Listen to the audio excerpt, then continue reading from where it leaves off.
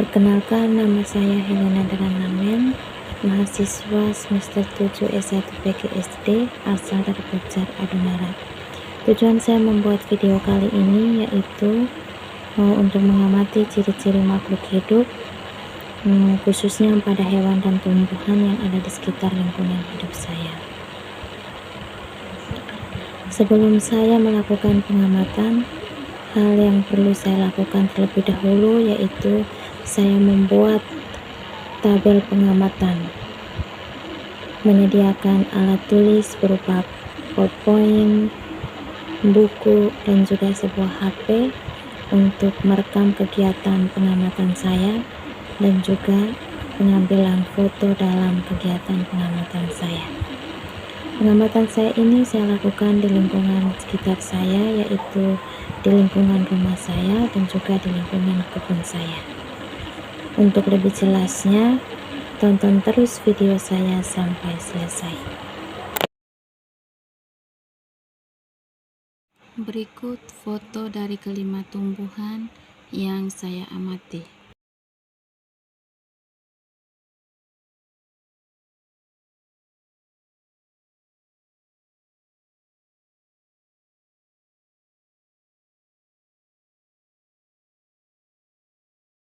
Selanjutnya video mengenai 5 hewan yang saya amati.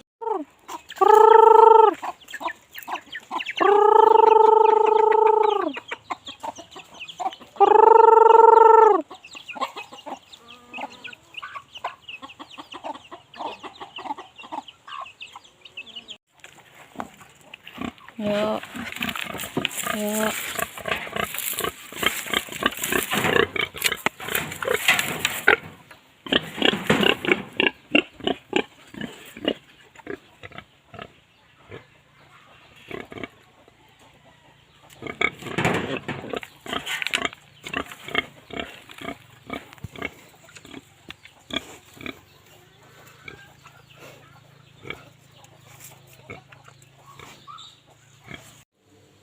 Jadi ini yang dinamakan kucing dalam bahasa Indonesianya. Sedangkan bahasa daerah, bahasa lama Holotnya dinamakan kusi atau manis.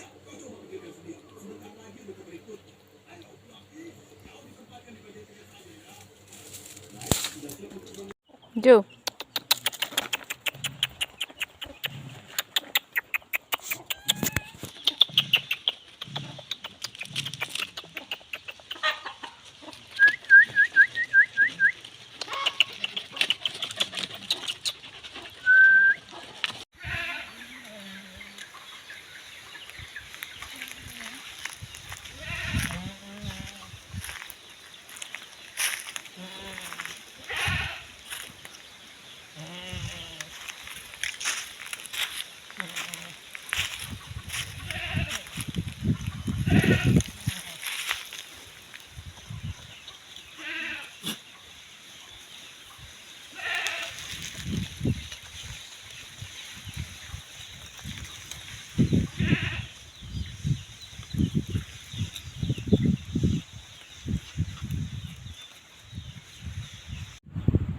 Itulah video dari kelima hewan dan juga tumbuhan yang saya amati di lingkungan sekitar saya.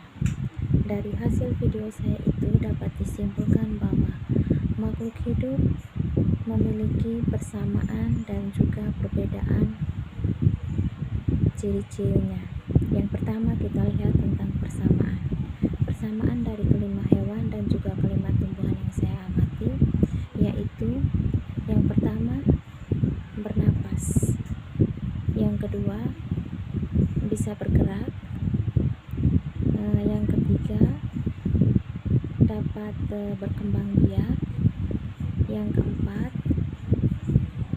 dapat bereaksi terhadap rangsangan, dan yang kelima dapat melakukan proses pertumbuhan dan juga perkembangan. Namun dari kelima tumbuhan dan juga kelima hewan tersebut ada juga perbedaan. Yang pertama kita lihat tentang bernapas. semua makhluk hidup yang ada di bumi ini memiliki sistem pernapasan masing-masing. Nah, pada hewan, sistem pernapasan terjadi berbeda-beda tergantung jenis hewan dan juga jenis lingkungan tempat tinggalnya. Kelima hewan yang saya amati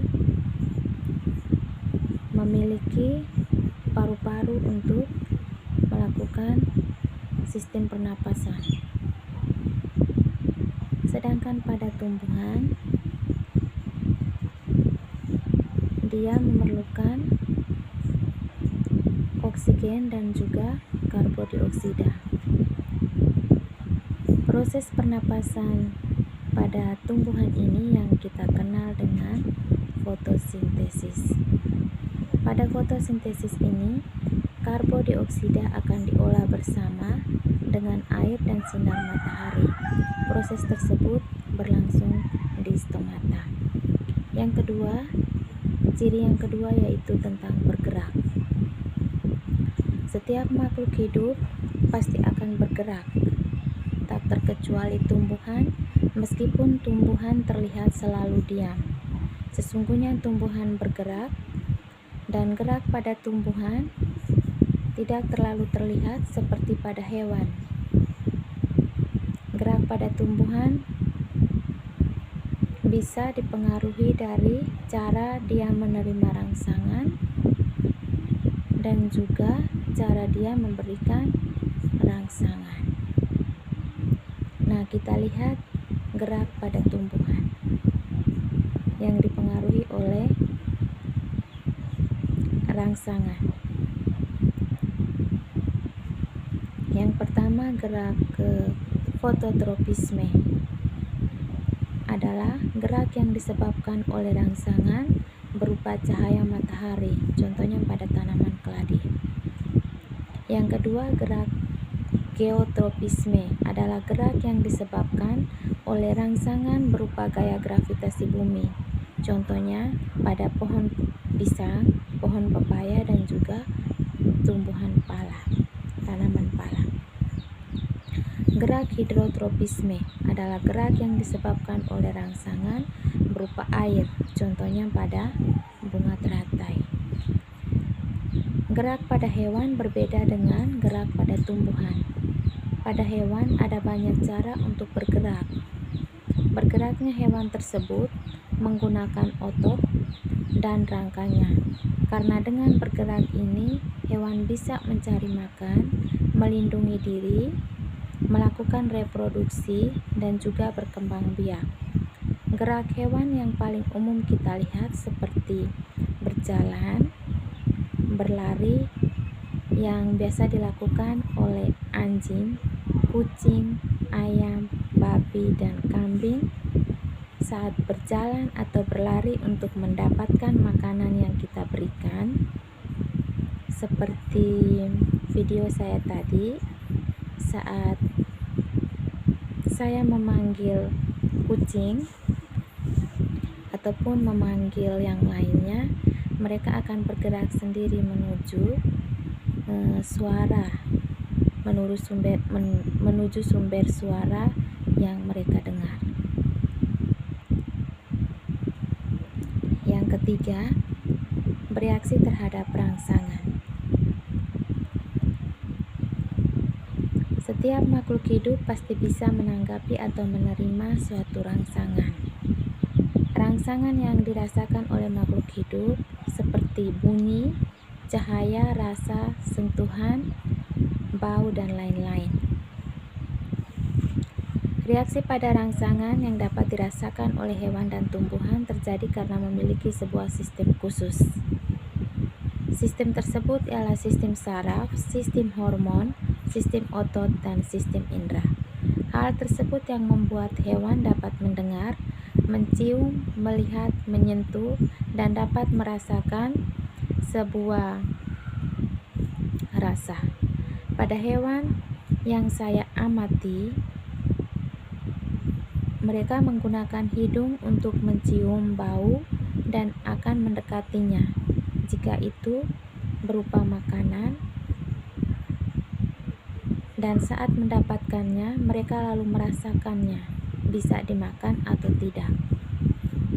Dan pada saat kita memanggil mereka dengan mengeluarkan suara, hewan ini dengan sendirinya bergerak mendekati suara tersebut. Tetapi berbeda dengan tumbuhan. Tumbuhan tidak memiliki sistem-sistem yang ada pada hewan. Tetapi tumbuhan tetap bisa bereaksi pada rangsangan seperti ketika adanya cahaya matahari, gaya tarik bumi, sentuhan, keberadaan zat kimia dan juga air. Ciri yang keempat yaitu pada tumbuh dan berkembang. Tumbuh dan berkembang adalah proses alami yang dialami setiap makhluk hidup. Pada hewan, pertumbuhan dan perkembangan tidak terjadi secara terus-menerus. Suatu saat dapat berhenti, sedangkan pada tumbuhan dapat terlihat melalui tahapan pertumbuhannya, dari benih hingga menjadi pohon tua. Pertumbuhan diikuti dengan proses perkembangan, yaitu proses biologis makhluk hidup menuju tingkat kedewasaan atau kesempurnaan. Sedangkan proses perkembangan itu sendiri adalah proses yang sifatnya tidak dapat diukur. Ciri yang terakhir yaitu memerlukan makanan. Makhluk hidup memerlukan makanan untuk memenuhi kebutuhan akan zat makanan atau nutrisi. Nutrisi di dalam tubuh makhluk hidup sebagai ciri-ciri makhluk hidup untuk menghasilkan energi atau tenaga untuk melakukan aktivitas hidup, memelihara jaringan, dan mengganti sel yang rusak. Pada hewan tidak dapat membuat makanannya sendiri, yang dikenal dengan heterotrof, sehingga hewan bergerak untuk mencari makanan, sedangkan pada tumbuhan, dari hasil fotosintesis, tumbuhan yang memiliki daun hijau dapat membuat makanan sendiri yang dikenal dengan autotrof. Berikut berkembang biak. Berkembang biak adalah suatu proses di mana makhluk hidup memperbanyak diri. Tujuan dari berkembang biak adalah untuk melestarikan jenisnya, mempertahankan jenisnya, atau memperbanyak keturunan agar tidak punah. Pada hewan, perkembangbiakan dengan beranak seperti kelima hewan yang saya amati. Proses perkembangbiakan dengan beranak, contohnya seperti pada anjing, babi, kucing, dan kambing. Sedangkan pada telur, perkembangbiakannya dengan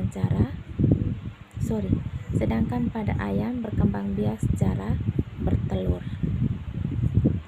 Berbeda halnya pada tumbuhan. Perkembangbiakan berlangsung secara generatif atau kawin yang melalui proses penyerbukan, dan